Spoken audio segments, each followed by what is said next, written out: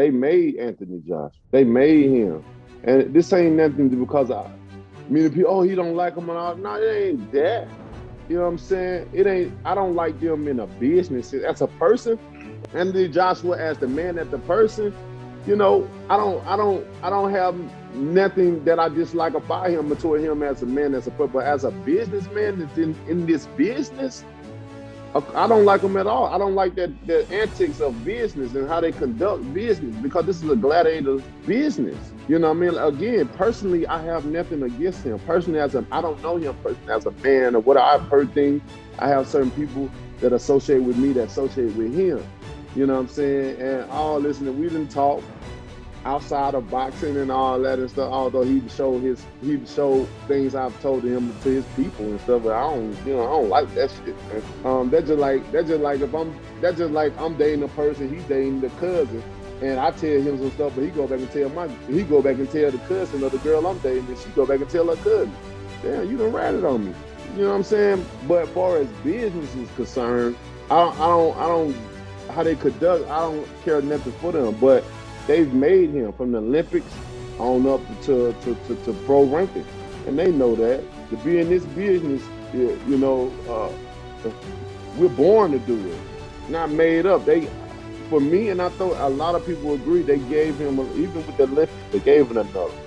With these belts, they bought a lot of the belts. There was nothing wrong with that, because a lot of people buy certain positions and certain things or whatever. So if you got the money to do it, then go do it. But I think the way they moved him and prepared him for certain moments, he was not ready for. And a lot of things that he probably didn't understand or whatever, but being that they was his handlers, he trusted them mostly because they was making him money. You know what I'm saying? And they was, you know, all you gotta do is this, you know, we're gonna get you there and stuff like that. So that's just my strong opinion. It could be differently, but that's just my opinion. I feel like they gave him everything. Although he had to fight and stuff like that, of course he got to fight, but they made that man. They gave him everything. Even in the fight, you can still, it's a real thing about. I mean, no one has ever had a better body than Anthony Joshua. You've only had a different body. No one's had a better body. He's like, what is he, like 6'7" or some shit Can like I see that? him? I don't even know that. Oh my God, dude, Anthony Joshua was one of the best built heavyweight boxers of all time. And he's legit. He was the champ and all that. Olympic gold medalist, the champ, knocked out Vladimir Klitschko. I mean, he's a fucking monster, From man. the UK? From the UK. Okay. Yeah, he was the champ. And he was supposed to fight Big Baby Miller. And Big Baby Miller tested positive for the Mexican supplements, ironically enough. Boom. That's Anthony Joshua. I mean, come on, son. Yeah. How tall is he? Because he's gigantic. He's got a 12-pack. Because Andy Ruiz looked short in that fight, 6'6". Shit. Yeah, but That's huge. Ruiz is like 6'2". He just looked tiny when he's standing next to Joshua. Joshua's a giant of a man. Brendan Schaub hit me with the spoiler alert. He said, fuck, Joshua got knocked out. And I was like, no! And I go, what happened? And he goes, he got fucked up in the 7th round. By a Mexican. And he goes, I'm sick. I go, you're sick? I go, I'm happy as fuck. I couldn't wait to come home and watch it. I love when crazy shit happens.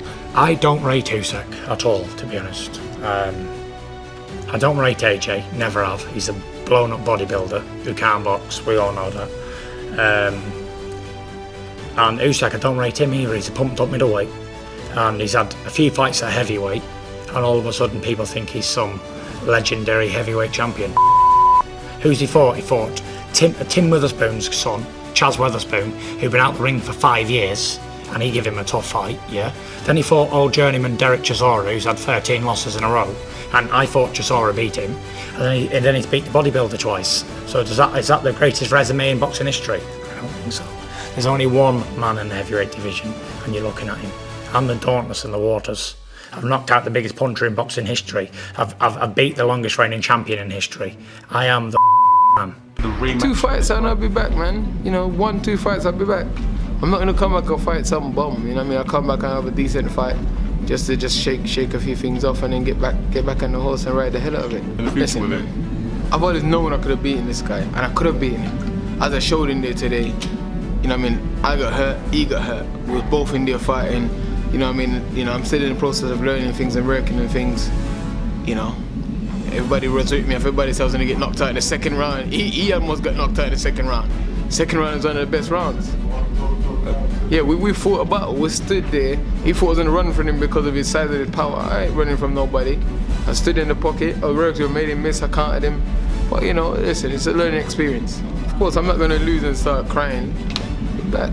Many champions lose and come back. Look, Vladimir, Lennox, Vitaly, many. Muhammad Ali, all of them. I'll be back. This ain't the end of me.